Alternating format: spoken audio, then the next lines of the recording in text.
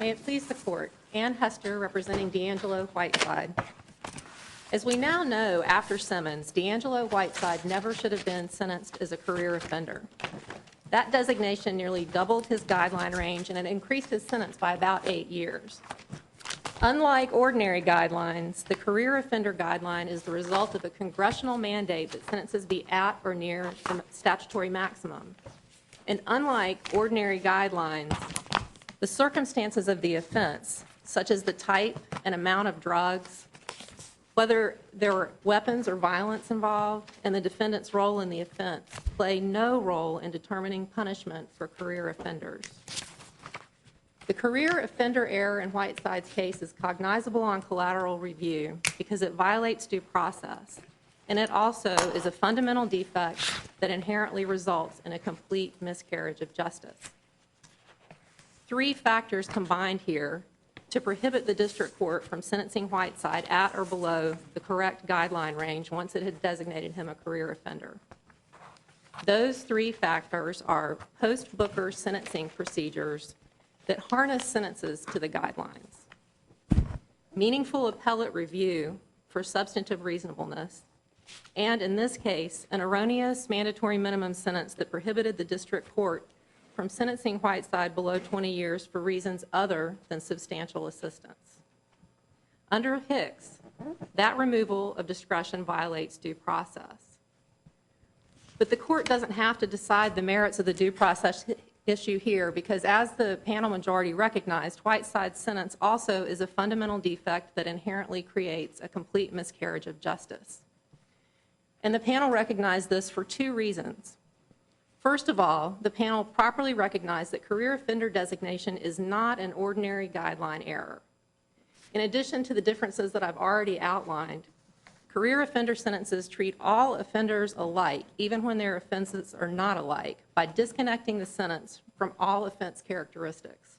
Doesn't our court in Pettiford and the Supreme Court recognize a substantial difference between what might be an ordinary ordinary error, and what would constitute a miscarriage of justice? A miscarriage of justice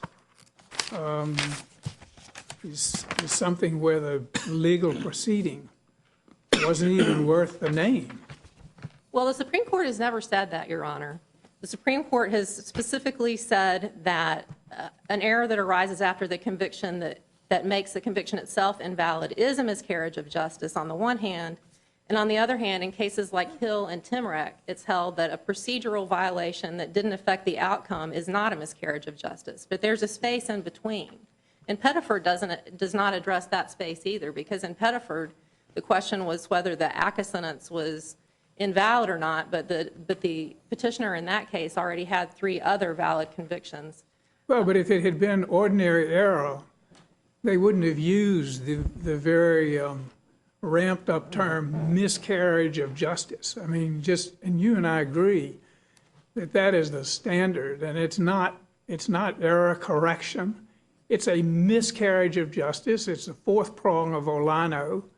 It denotes something really out of the ordinary.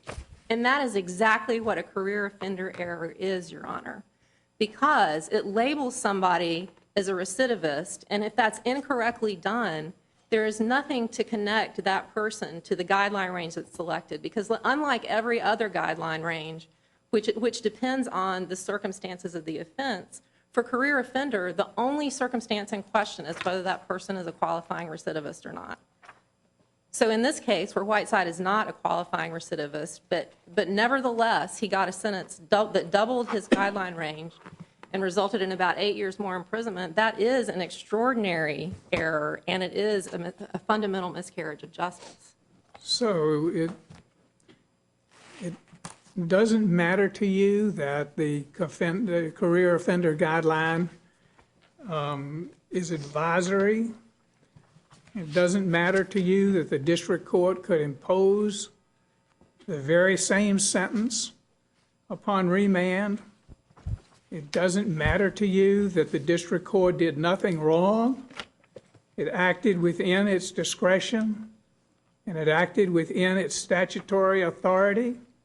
It doesn't matter to you that the government did nothing wrong, that the government broke no promises. It doesn't matter to you that there were no procedural infirmities or substantive errors at the time that the case was decided. You think it's still perfectly cognizable, despite the fact that both the government and the district court did absolutely nothing wrong. That's a lot of questions there, Your Honor, and I'm going to try to address each one of them without forgetting one. But if I forget one, please No, I'm tell saying me. in that totality, if all of these things are correct, and it's still a miscarriage of justice, then we're going to have an awful lot of things constitute a miscarriage of justice. And it's not going to be limited to the career offender provision you seem to want to carve out, because the career offender provision is a guideline. I don't see necessarily a limiting principle as opposed to a limiting statement. First of all, let me begin with addressing the court's statement that Whiteside's sentence was correct when it occurred, because that is not true. His sentence was never correct, and the Supreme Court recognized this in Boozley. That is the case where the court held that the Bailey rule was retroactive. Well, it was correct in the sense that it followed the law existing at the time, which was the Harp decision. But that decision was incorrect. And what the court But it in wasn't Boozley, correct at the time. At the time, the district court was required to follow the law. No, I disagree, Your Honor. That decision was never correct, and that's what Boozley points out.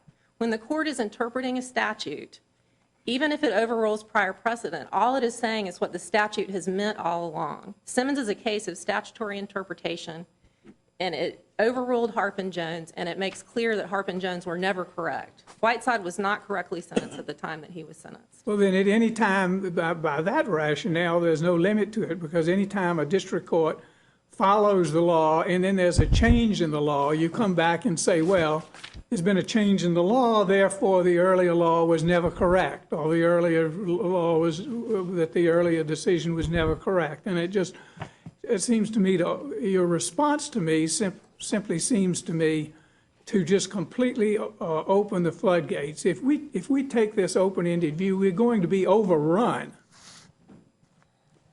Well, I disagree, Your Honor, because this case, the rule that I'm asking the court to apply here is limited in important respects. First of all, it has to be a retroactive decision. And what the court's talking about in terms of whether the decision was correct at the time it was imposed or not basically goes to the retroactivity decision that the court issued in Miller, deciding that Simmons is retroactive. And that's what the court was talking about in Boozley, too, when it pointed out that when the court interprets a statute, it's merely saying what the statute meant all along. But also, by limiting the rule to career offenders, that significantly limits who the rule would apply to. And there are valid bases for distinguishing career offenders from other guidelines errors, as I've pointed out. I don't know. I mean, the whole point was made that the guidelines influence sentences. And there are many, many guideline provisions that influence sentences. And some of them make a dramatic difference. That's true, but I'm not asking the court to impose a rule that all guideline sentences are subject to collateral review. The panel got it right when it imposed basically two restrictions on the rule. The first limitation is that the guideline error has to be extraordinary, and career offender satisfies that rule. It is extraordinary. It's completely different from any other guideline designation. But the second point is that the real limitations on post-Booker sentencing discretion recognized in Pew and reinforced by this court's post-Booker sentencing decisions have to be taken into account. You can't just ignore what Pew says about the post-Booker sentencing scheme harnessing sentencing decisions to the guidelines. And that system of post-sentencing review, both the requirement that the court start with the sentencing guidelines, that it enunciate any reasons for varying from the guidelines, and that this court then applies substantive reasonableness review, all of that limits the court's discretion. It's not a free-for-all. The court can't just go in. I still haven't heard anything from you that indicates every time there is a change in the law subsequent to the sentencing, and after the point of direct appeal, but any time in the future that there's a change in the law, and we can get to the point of saying that it may have a, quote, significant impact, unquote, then the district court has to do it again. And, I don't understand how we ever have any concept of closure or finality. I realize some people don't like the word, but it's absolutely crucial to the functioning of a judicial system, and you're going to have a tectonic shift if resources are directed to the extent that your rule opens up from trial and direct appeal into collateral review under such an open-ended standard that even where the district court could do the very same thing, even where the district court acted within its discretion and within its statutory authority, that the district court has to go back and do it all over again. And there's no limit to that. It is limited, Your Honor, because it would only apply to career offenders. And in this case, the district court could not have sentenced Whiteside to a sentence at or below his correct guideline range in this case, because it was limited by this erroneous mandatory minimum that cabined the district court's discretion to go below the 20 years to reasons related to his substantial assistance. So it's incorrect to say that the district court could have imposed a sentence in the correct guideline range. It did not have that discretion. And it's also incorrect to say that if it's remanded, the court could impose the same 210-month sentence when Whiteside's guideline range would have been correctly at the time 140 to 175. Now, because of -2, it'll be down to 120 to 150 months. And he substantially assisted the government. So it's really impossible to conceive of reasons that the district court could give for varying upward to 210 months from that range, considering the facts in this case. Ms. Hester, over here, you seem to have skipped over the equitable tolling issue and whether you're properly here in the first place. I would love to address that issue. Okay. If you could then, and frame it in the context under the requirement of Holland that there has to be an extraordinary circumstance that stood in your way and that it prevented a timely filing. What was the extraordinary circumstance that operated to prevent a timely filing? Here, the extraordinary circumstances were binding circuit precedent rejecting the argument that Whiteside makes today. Okay, what prevented a timely filing? Well, even if we were to agree that the existence of pre-Simmons law was an extraordinary circumstance, what prevented timely filing here? Well, let me continue because in addition... Well, if you could answer my question and then continue as you please, but you have to get over the hurdle that it prevented a timely filing, do you not? Yes, but under Holland, the prevention doesn't have to be something that actually prevents the person from putting pen to paper and filing something in the court. It has to be something that prevented him from completing a meaningful... Talks about timeliness. It talks about... Prevented timely filing. What Correct. prevented timely filing in this case? Well, the circumstances in this case were the lack of the Simmons decision plus a ruling in Powell that Carachuri doesn't apply retroactively, which makes this case very unusual. So anytime there's a case that prevents your recovery, it's futile and prevented a timely filing? No. The difference in Why this not? case is that there's binding circuit precedent in advance that makes it futile, plus a ruling by this court that the preceding cases, Carachuri, does not apply retroactively. So what that means is, well, I'll use Troy Powell as an example. That's the only example that the government provides of a post-conviction petitioner who filed before Simmons. But he filed before Simmons, and his motion was dismissed because Carachuri was found not retroactive, and he still hasn't. There were a great many petitioners who were filing within a year of their final appeal, notwithstanding the fact that Simmons hadn't come down. There were challenges to these rulings well before Simmons came down. Those other petitioners were not prevented. Those actually, the vast majority of those cases, Your Honor, were direct appeals Not post-conviction petitions. And there is a big difference between a direct appeal and a post-conviction petition, because an appellant... Not all of them were direct appeals. And the point I'm making is that they were challenging Harp well before Simmons actually came down. So just in point of fact, how could that be a prevention? And also, how do you get around the language in Bowsley? Because I think this is a threshold issue. A statute of limitations is a threshold issue. And if the filing is untimely, to sort of drift into the previous discussion we had about manifest injustice comes to seem kind of unnecessary and pretty much like an advisory opinion. And I don't understand how you get around this direct language from the Supreme Court, which says petitioner also contends that his default, we're talking here about cause and a procedural default, as you know, should be excused because, quote, before Bailey, any attempt to attack his guilty plea would have been futile. That argument, this argument too, is unavailing. As we clearly stated in Engel, futility cannot constitute cause if it means simply that a claim was unacceptable to that particular court at that particular time. And the fact that if we hold that adverse precedent is going to prevent someone from filing, again, this is opening up collateral attack to something, I say again, we're going to be absolutely overrun. And it's not a matter of our administrative convenience.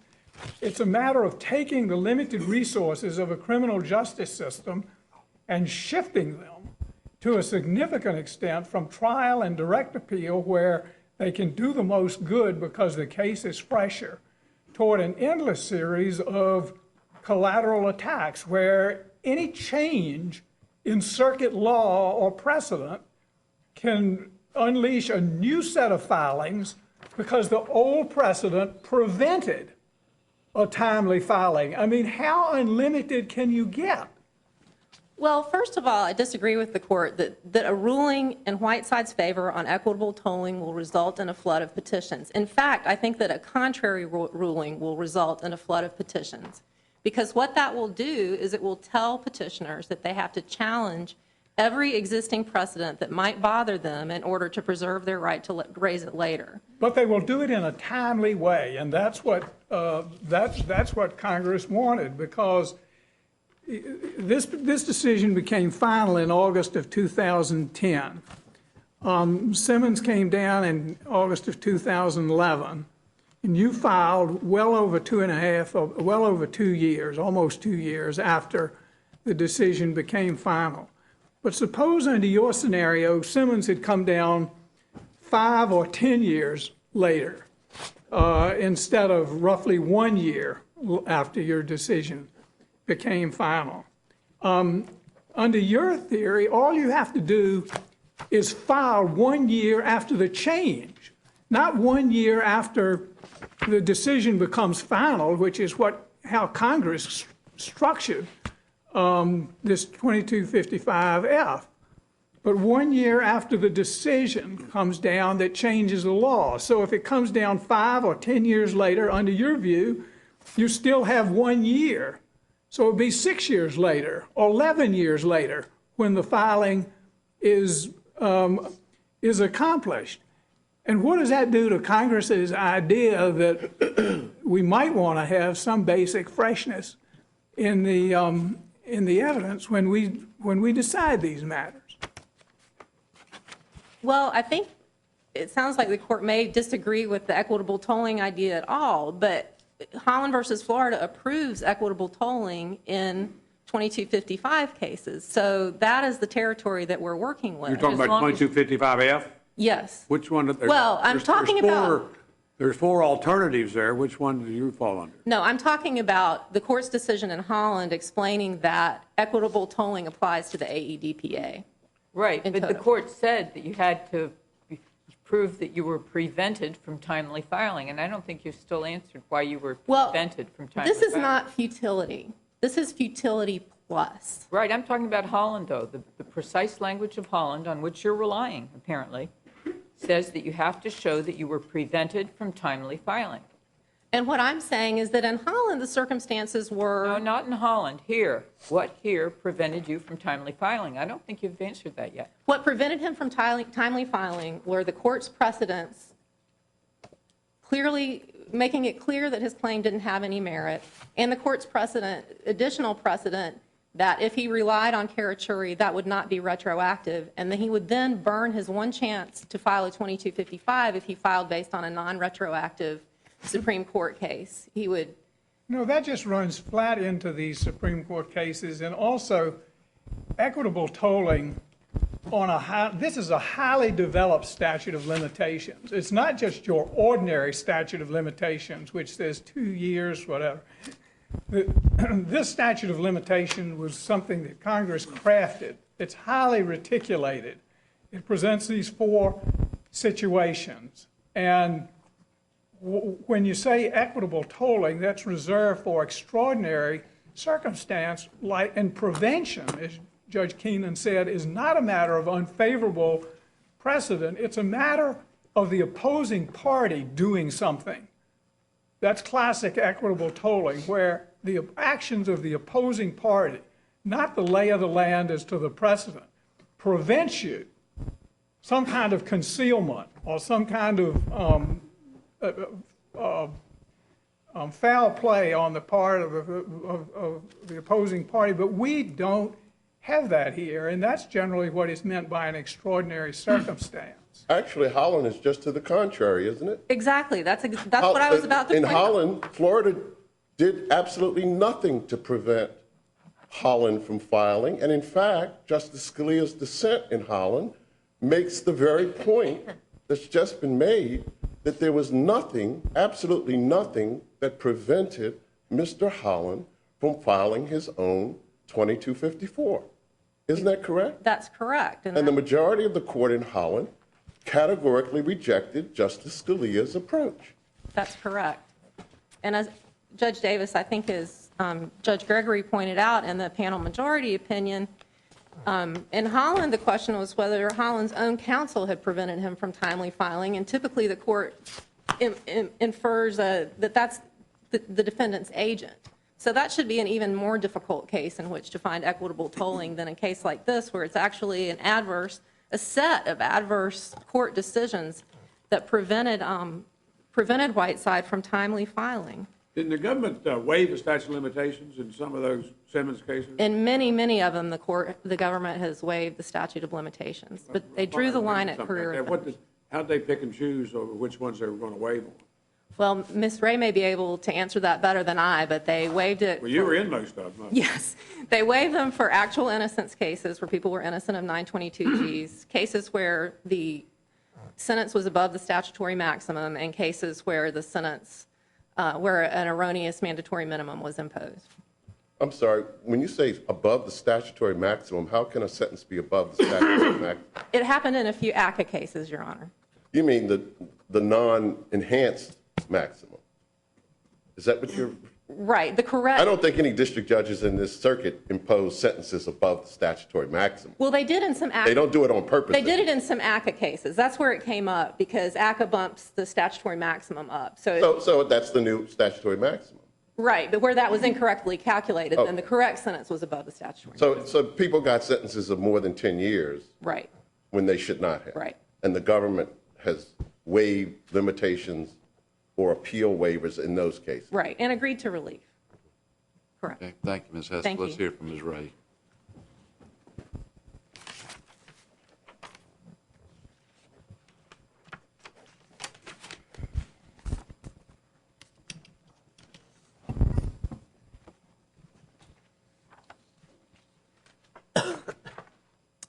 May it please the Court, Amy Ray for the United States. Your Honor, the district court in this case properly declined to equitably toll the statute of limitations in this case, and the district court in this case properly held that even if not barred by untimeliness, Mr. Whiteside did not present a cognizable claim for relief under Section 2255. First, as to the equitable tolling issue, it does require extraordinary circumstances under Holland versus Florida that prevented the timely filing. This court's decision in Minter versus Beck established that futility is not enough, as did Bowsley.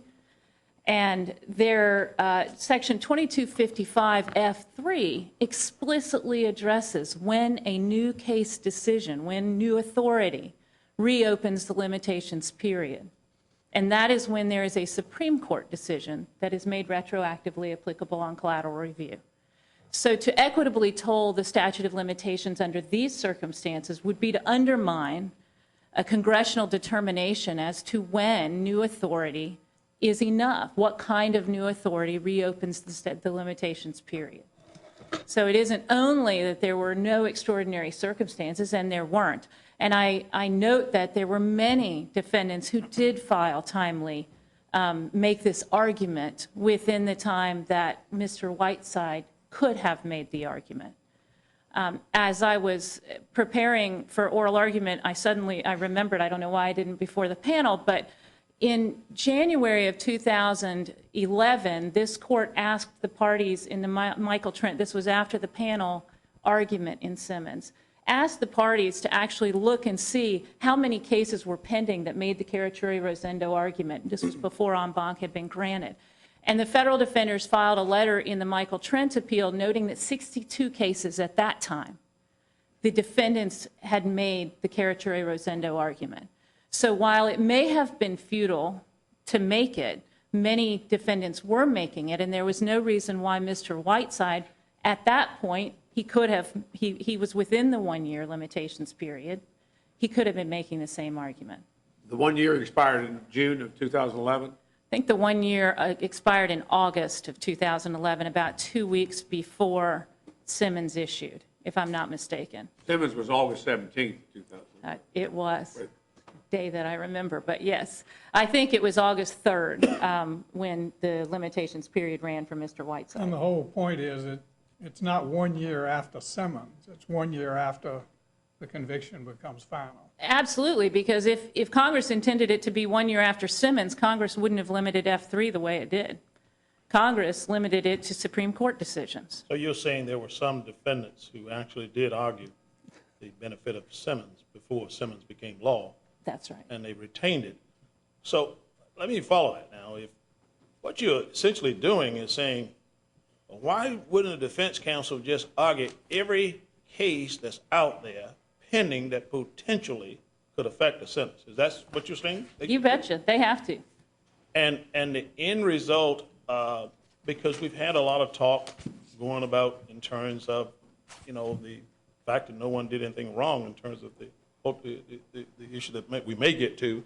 But the end result is that we're dealing with an instance in which person's liberty have been deprived under the law that existed at that time, but now we find that that law really was not the law it should have been. And the effect is being talked about quite a bit, and that is the effect would be, we're going to have a whole bunch of these cases coming up, and we're going to give the judges a lot more work and the prosecutors a lot more work. And yet, the first determination is pretty much made. It does affect it. I mean, that's done. The only question is how does it affect it? Isn't that pretty limited? I mean, in a case like this, I mean, how much work would that be, knowing now that doesn't apply? You don't have to go back through argue the whole thing. You can pretty much accept, well, it does apply. So, Your Honor. And answer this, because I thought I heard this. Do you waive the statute of limitations in some instances? We do. The department has made the decision, the Department of Justice, to waive the statute of limitations. So you control when people are able to have their rights, not the court. You make a decision. There are two. But if you chose not to waive it, could you have waived it here? We could have. We could have exercised our prosecutorial discretion. You just didn't feel like it that morning to waive it? We did not believe that he had presented a cognizable claim for relief under 2255. The department looked at all the different claims. If you'd simply waive the 1 year statute, your theory of the 1 year statute, and if your position on the cognizable claim on under 22.5 is correct, you're still going to win, aren't you? Yes, but we assert procedural bars. The department made the decision in the No, wake of but Simmons. it looks like the government was picking and choosing on who gets the benefit of the statute waivers, limitation waivers, after the Simmons case. It is. It doesn't really look that fair. Looks like you just do it a blanket waiver. Well, And let it's. claims be decided on their merit. With all due respect, it's the determination was made that we would waive the statute of limitations and other procedural bars, which we did not have to do. We could Well, I have understand asserted you didn't those have to every do it, time. But you did it on some cases. We did it where You did it there on were. a whole group of cases. I Yep. remember having some of them. You may have been in them, but Probably. But the point, But you know, you didn't waive them all. No, but we did it on a principled basis, where they had presented a That's cognizable. what I'm getting at, whether doing it picking and choosing can be a principled basis, or whether you got to do a blanket waiver for it to be a principled waiver. Well, I don't think we do. I mean, I think the department made the decision that it was principled to waive the statute, all the procedural defenses, the appeal waiver, post-conviction waivers, all of those, when the petitioner had presented a cognizable and meritorious claim for relief. And that was just by the exercise of prosecutorial discretion. There are two bodies under the separation of powers who get to decide when someone can assert a timely claim. Congress and then the executive has the prerogative to determine when to waive the statute of limitations. And in this case, the Attorney General, the Department of Justice, decided and directed the U.S. Attorney's offices to waive the statute of limitations in cases where there were meritorious claims.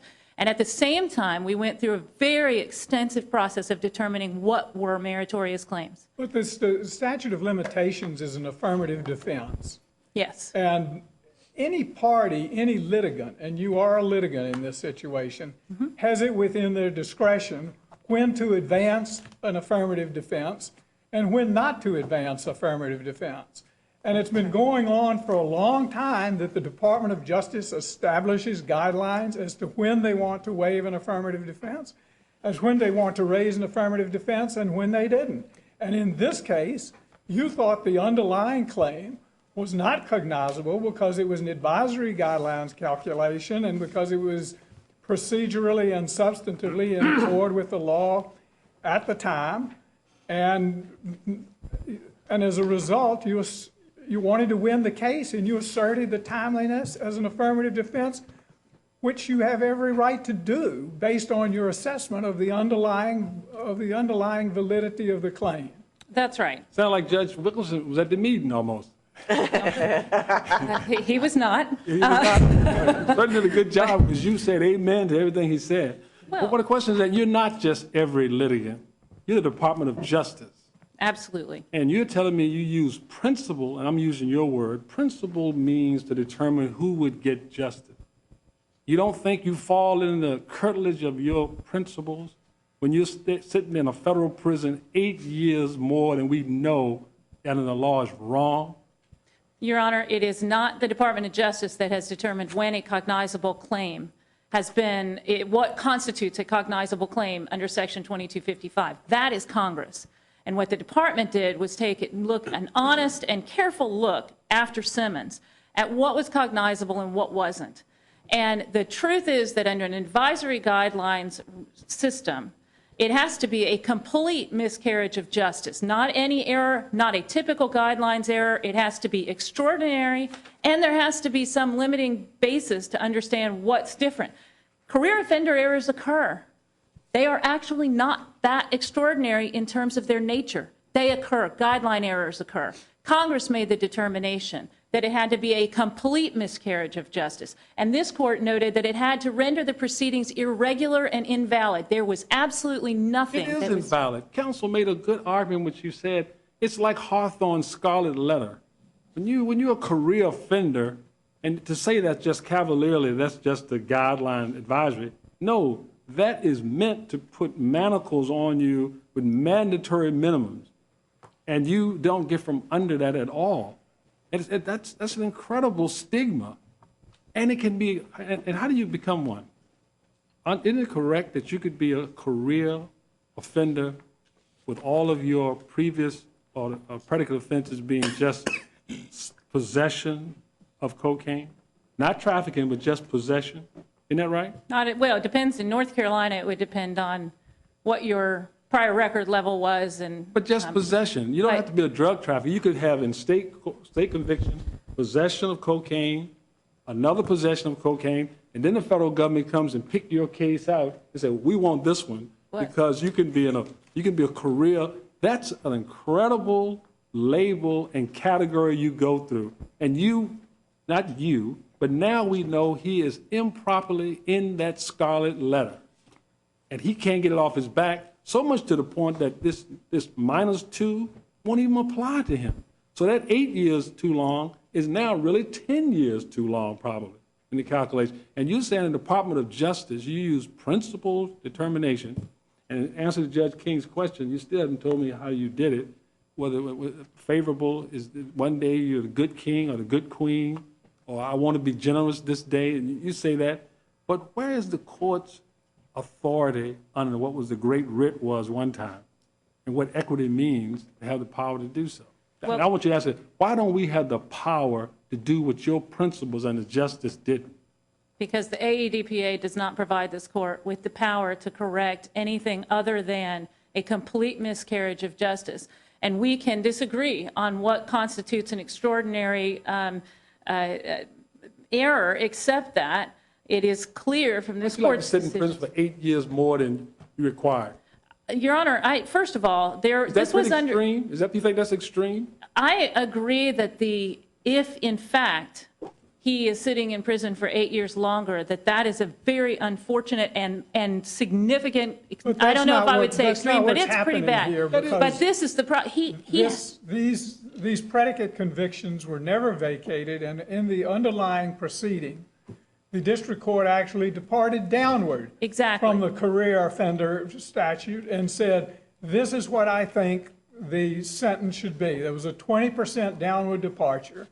And what did the district court take into account? It took into account the PSI recommendation of a criminal history category of 5, which I haven't heard seriously disputed. And there is a long, long record here of not just controlled substance offenses, but obstruction of justice, violent assaults.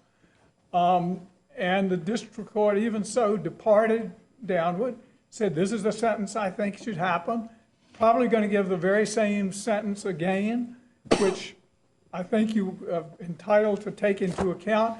You know, people maybe don't like the career offender statute. Unfortunately, it's the law. That's right. And that's the district court in this case had the discretion. And the district court in the sentencing transcript, it not only took into account the recidivism, but also the youthful character of this defendant, and said that he was imposing a sentence consistent with the sentencing objectives of 3553A. So this isn't a situation where we know for sure that this defendant is serving 8 years. And with all due respect, Judge Gregory, the career offender guideline does not result in a mandatory minimum. It results in an advisory range that the court is free to accept or reject in accordance with the 3553A sentencing factors. And sure, there is a meaningful appellate review that this court made clear in Carter, for example, but that does not mean that there was any lack of discretion here. The court had the discretion to impose a fair sentence. The court determined what that fair sentence was and imposed it. And at a minimum, it didn't render the proceedings irregular and invalid. Ms. Ray, over here. Yes, Nice to see you. Thank you. Who makes you said the Department of Justice decided which to waive and which not to waive, which defenses to assert and which not, including statute of limitation. Where is that decision actually finally made? Do you make it? No, Your Honor. Is it made in Washington or where? Well, I mean, in fairness, let me say this. After I will share with the court that it was a group. We all convened, we all talked, but it was primarily a final decision. Who we? It was Maine Justice, Solicitor General's office was involved, the Attorney General's office was involved, the U.S. Attorney's offices in all 3 districts in North Carolina were involved. You're talking about categories of cases or individual cases? Categories. All of them? Categories of cases. And you had the individual cases. You looked at those, you looked at them individually too, didn't you? Well, sure, See but which ones, you said you looked at them to see which ones had meritorious claims, and you decided that this fellow didn't have a meritorious claim, so you didn't waive it. right. But if you'd gone ahead, you came, when you first got up there, you said, we win on the statute of limitations. Right. And we win because his claim is not cognizable under section 2255. So you think you'd win on the merits, on the 2255 part as well. Absolutely. Well, why didn't you go, just let that be decided? Because we Rather than imposing the time limit bar and everything, it looked like, well, the government's being fair-minded here. They're letting, across the board, the people take advantage of Simmons if they're possibly entitled to. For one thing, it is not, it was our decision, right or wrong, that if there was a cognizable. Decision. I'm going to make that clear. I understand. I know how powerful the Attorney General and the U.S. attorneys Right. are, and you have the power to make that decision. Well- But it needs to look right. We also It have. needs to look right, and It does. and it has a problem of looking right when you pick and choose. Well, I respectfully disagree, Judge King, and we do respect the statute of limitations, and we do assert it when we believe that it applies, and in this case, where there's a cognizable claim that we thought, okay, in our discretion, we're going to go ahead and waive them and allow these folks relief, and those included 922G cases where there was an actual innocence of the underlying conviction case. It included cases under the Armed Career Criminal Act where there was an improper mandatory minimum and the defendant actually received an unlawful sentence. I mean, there were You these would were. want some Ms. Ray, flexibility in this. You would want some flexibility in this thing. You wouldn't want to say categorically to the Department of Justice, you can never waive an affirmative defense. That's not where you want to go. Any litigant has some control over the assertion or the non-assertion of an affirmative defense, and it's entirely right for the Justice Department to take into account individual circumstances, such as a criminal record, or such as such as actual innocence, or such as whether something is an advisory guideline contention, or whether something is a mandatory minimum contention. That's the way the system ought to work. You can't put it in a rigid box. I agree, Your Honor, and I think that in this case, the department made a fair decision, that if there was a meritorious claim, we would not assert it. Ms. Ray, If there was. Ms. Ray, Yes. Ms. Ray, just, can I follow up? I was going to ask you another couple questions about decision-making. Sure. In fact, you claim, and I accept that you made some principled decision, you were going through the cases on when you would waive and when you wouldn't waive. I'm just asking for my own edification. You didn't have the final absolute decision yourself as to when to waive and when not to waive, did you? No, I did not as to categorically. I mean, Okay. we had them in categories. So now, based on what you've heard here today, are you going to take back to whoever makes that ultimate decision the recommendation that they either waive it for everybody or waive it for nobody? I don't know that I would, Judge Shedd. No. I think that it is a fair affirmative defense for us to argue when we do not think that the defendant But you has understand the thrust of my petitioner. question, don't you? I do. But I think that where the petitioner does not have a viable claim, in our estimation, our reading of the law, our intellectual. Can I just stop, because this is the part of the policy I'm not understanding. In a circuit that had held that errors like this were in fact cognizable, would you then waive the limitations period? Because in that circuit, there is a meritorious claim. How does this work? What role does the court get to play? I think that the answer, Judge Harris, I don't know other than the department's position continues to be, and I think it's the legally correct one, that these errors are not cognizable. So far, there is no circuit that has finally determined that they are. And because of that, we don't really face that question. But if we did, my guess is that we would continue to assert the statute of limitations, because until the Supreme Court resolved that circuit conflict, or until the administration took a different position on the cognizability of those claims. And this is, I guess, a slightly related question. So do you agree with what I think has already been said today, that for our purposes today, timeliness is sort of a threshold question, and if we think this motion wasn't timely filed, we're done? So we will not actually have a chance to reach that cognizability question, which might then in turn affect the department's position on waiver. See what I'm saying? There's like a I little do, bit although circular. I do, but I don't believe it would actually affect the department's position on waiver, and I want to be very clear about that, because I think even if this court were to hold that these errors were cognizable, the department does not believe that's true, and with all due respect to the intellectual prowess of this court, I think the department would continue to hold that until either their weight of authority was such or a different administration. all you've done here, all you have done here, and I don't think there's foul play on the Department of Justice, you've asserted an affirmative defense that was provided you by Congress with respect to a claim which you felt was non-cognizable and you wanted to defeat, and you wanted to win the case. You asserted affirmative defense. The affirmative defense was one provided you explicitly by Congress, and you asserted it in a case where you thought the underlying claim was non-cognizable, and you, as any litigant would want to win, and felt you should win. As a matter of justice, you felt you should win. And that's all you've done, and I don't see that it's malodorous. Yes, Your Honor, and I would note that just in terms of this conversation about what the department does and why, this administration's decision to waive in any class of cases is, in my experience as 10 years as a prosecutor, fairly extraordinary. The department made the decision to do that, but they didn't do it without dissent, and they didn't do it without some pretty close conversation about whether it was okay or what would happen if we start waiving in an entire class of cases. But we did that. And the decision was to do that because we thought that that was the just result. And at the same time, combined with the decision was, what does Congress allow here? What is a cognizable claim? And the mandatory minimum question, it was tough. That was a difficult question. And the answer ultimately was that we determined, in our estimation, that it's a cognizable claim. And this court has yet to pass on that post-Simmons.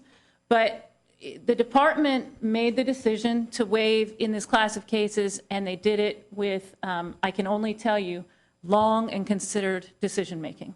And that's the problem, counsel. When you have a system like this, I thought a big part of these sentencing guidelines and these things was to try to have equity as far as you could.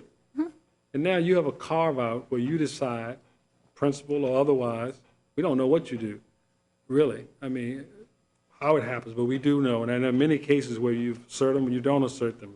I don't know how you do that. And I take it what you said, and I know you in terms of your integrity, so I don't besmirch that at all. That's what you do, but it happens. But you might show mercy, but you can't be just. So what you're really telling me is we have instances of mercy, but that's what courts are for, justice. And that's why the great rate and equitable tolling is a part of this court's function, not sitting on the other side of the curtain and just waiting on you to be merciful to someone. It's a question of whether or not just. And a person sitting in prison for 8 years more than that, I don't believe that our hand is shortened. And I just don't believe that. And here, in terms of Judge Wilkinson brings up a point of finality. Here's what finality is now. And that's fine. But now the commission is now going to give the -2.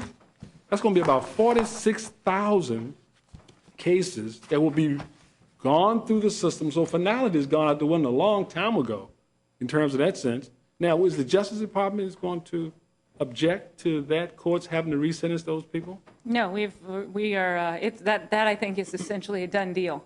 Okay, And you answered the question. You're not going to object. But let me see the irony of that. Here's the irony. Think about this.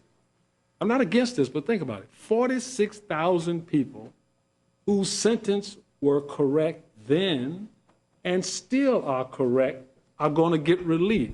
But a person whose sentence we know is incorrect now, the court can't do anything about it? Your Honor, Does that Section make any sense? 3582 C2, someone may have, I'm sorry if I'm talking over someone, I can't Oh, you're quite not, tell. you're not. You're not. 3582C2 provides defendants the ability to take advantage of a retroactively applicable guideline reduction. That is Congress. 2255, established by Congress, the AEDPA, provides a limited claim for relief for correction of certain errors. And that statute also contains a statute of limitations. And that statute of limitations explicitly addressed when new case law authority should reopen the reopen the limitations period. And it provided for Supreme Court decisions. It did not provide that circuit court decisions, no matter how dramatic, no matter whether they completely overturned binding previous circuit court precedent, that statute does not reopen the limitations period for new case law unless it is Supreme Court decisions. Whether we like it or not, whether we think it is fair or not, that is the decision that Congress made. So Congress has carved out certain instances where a defendant or a prisoner may get a reduced sentence. 3582C2 is one of those instances. But Congress provides a statute of limitations in this case, as well as a standard of cognizability that, interpreted by the Supreme Court, requires a complete miscarriage of justice. And I guess in response to our sort of dismay that the Department of Justice is picking and choosing when it would assert limitations, that the ready response is the department did this as a matter of grace, and it could have had a unilateral rule that was going to do it in every case. The reason why the rule is, or your procedure is articulated to us, at least strikes me, I speak only for myself, as a little questionable, is that you've made the call on the underlying claim, a call that we may disagree with, but we might agree with you on limitations. But I take your point that you, in close cases, you're not asserting limitations, is basically what you're saying to us. In close cases, in the department's view. Whether we think it's a close case or not is something else. Sure. I mean, I don't know that I would characterize them as close cases. They were just, it was a decision of what's cognizable and what's not based on Supreme Court and circuit case law. And the determination was made that career offender error is a guideline error. There was a concern about there being no way, really, faithfully, to distinguish between a guideline error in the career offender context and a 16-level enhancement in the illegal reentry context, or a fraud loss calculation in a fraud context that could have equally severe consequences for a particular defendant. We looked at both the sort of what constitutes an extraordinary error, what is a complete miscarriage of justice. And based on the case law, and this was a legal reasoning, not discretion. This was an assessment that the Section 2255 doesn't provide a claim for relief, a cause of action for a defendant who suffers an ordinary guideline error, and that the career offender error is just as, in terms of the nature of that error, particularly in the advisory guidelines, now that we're post-Booker, and this judge did exercise his discretion to go below the applicable guideline range as he understood it, that is not a complete miscarriage of justice. And so because of that, we made the determination that we would not waive the statute of limitations in that class of cases. But in order to hold this a timely filing, we would have to do so much. We would be up against 2255 F3 and its particular provision for when equitable tolling lies and when it does not. So we would not only be up against an act of Congress, we would be up against explicit expressions on the part of the Supreme Court and in Bowsley and in Engle. We would be up against explicit expressions about extraordinary circumstances being required. And in addition, we would be courting separation of powers concerns if we tried to take as a basis for saying that this is equitable tolling, our view of how you should exercise your discretion and how you should not. I mean, prosecutors, as a matter of separation of powers, do exercise discretion. You exercise discretion in whom to prosecute and in whom not. The Department of Justice has detailed guidelines on that. AUSAs follow the guidelines, but they also have some discretion in how they apply the guidelines. So all I'm saying is that to find this timely, we're up against a classic notion of prosecutorial discretion. We're up against a clear and detailed expression on the part of Congress, and we're up against emphatic holdings of the United States Supreme Court. And that's an awful lot to overcome. Yes, Your Honor, I see that my time is up. I certainly could not say it better or with any greater emphasis. Absolutely. The Supreme Court has made the decision that futility is not a reason to equitably toll the statute of limitations, that the case and 2255F3 establishes when new case law reopens the limitations period. And thank you, Your Honor. Thank you. Ms. Hester?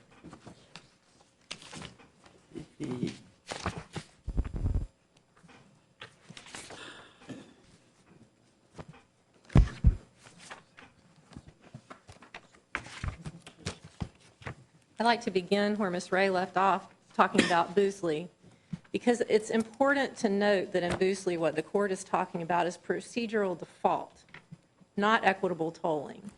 And the circumstances are different, because in procedural default, we're talking about whether somebody raised something in a direct appeal.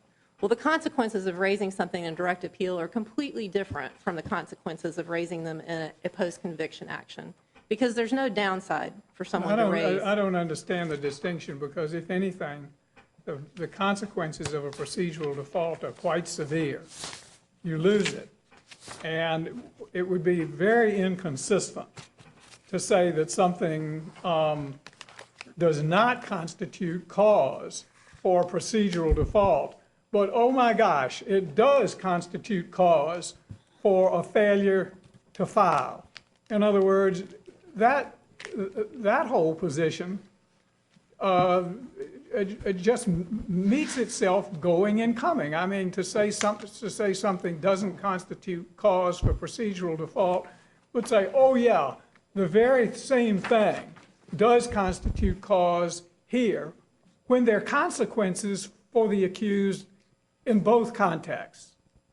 Well, I agree that there are consequences for the accused in both contexts, but when the government doesn't raise procedural default, then that is not the standard that you look at. The standard you look at is whether there's equitable tolling and whether there's a miscarriage of justice. And it's not the same, because a person under 2255, if he raises a futile claim in his only 2255, he's going to be precluded from raising that again. He only gets one shot, and that's entirely different from a direct appeal. I'd like to discuss for a minute. Let me ask you a question. How do we issue you don't have a COA here, certificate of appealability? You need one. What's the constitutional issue in which you get a COA? Well, the constitutional issue is the one that I led off with, which is the question under Hicks. Is it a due process claim? Well, it's a due process claim. Okay. Whether the court, I'm going to ask that because there was one issued by the panel majority, but that panel majority decision's been vacated, so you don't have one at this point. correct. You need to get somebody to issue a certificate of appealability, or then we don't have any jurisdiction even. Right.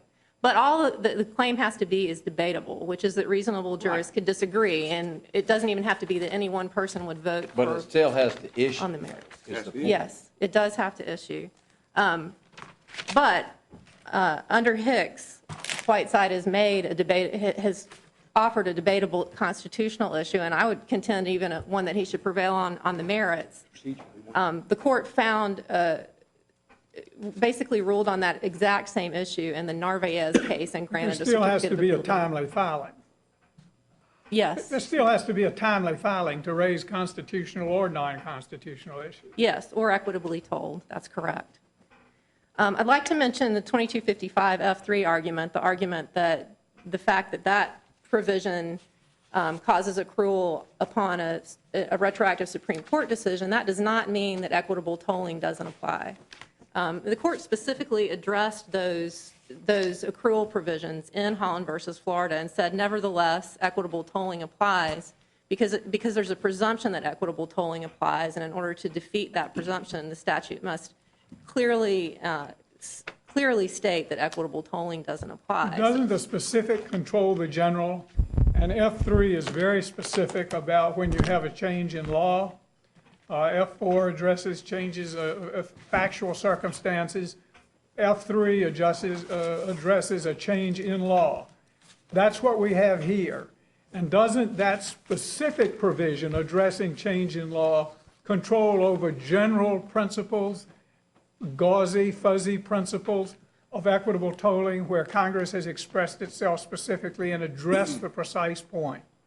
Not under Holland versus Florida, because the court was careful to point out in Holland versus Florida that those are accrual provisions and they aren't equitable tolling provisions, and so that they don't displace equitable tolling. And in rules. fact, the plain language of F3 doesn't even contemplate a decision made retroactively applicable by a court of appeals, does it? No. It talks exclusively about law made retroactively applicable by the Supreme Court. Nobody suggests here that we're in that house. No, that's correct, Your Honor. And I also point out that the whole point of Holland versus Florida is that equitable tolling requires flexibility and it disfavors mechanical rules. By my count, Justice Breyer used the term equity about 9 times in his majority opinion in Holland. Right. He says the great writ is steeped in equity. I don't know how else you can read Holland other than to, at a minimum, to leave open the opportunity for a court of appeals of the United States to take the court's lead and apply the reasoning of Holland in a new factual circumstance. If we're wrong, the court will correct us. That's right. And this is, the court has to be able to address unforeseen circumstances. And this really is an extremely unusual circumstance where the court vacated its prior precedent and at the same time held that the cases leading up to that prior precedent do not apply retroactively, which puts someone who's filing a 2255 in a terrible position. Because there's no point in time when his claim will be considered on the merits. Under Holland, clearly, you're looking at it, this court might decide being in prison 8 years too long doesn't matter, or it's not important, not severe enough, but it cannot hide behind the fact it doesn't have the power to do so. Holland does not take away that power at all. No. A fair reading of it does not. So this court can decide, I don't care. Like the justice said, well, I decided I didn't want to waive in that case because it didn't meet my principal standard. But if this court doesn't do it, it won't be because it didn't have the power, it's because it doesn't have the will to do so. I think Holland makes that clear. That's why Justice Breyer said that. Equity still exists. The great writ still is here. That's what federal courts do. But to defer to some congressional scheme and take refuge behind that is just a clear misreading of Holland. Absolutely. Thank you. We'll come down and greet counsel, then take a brief recess.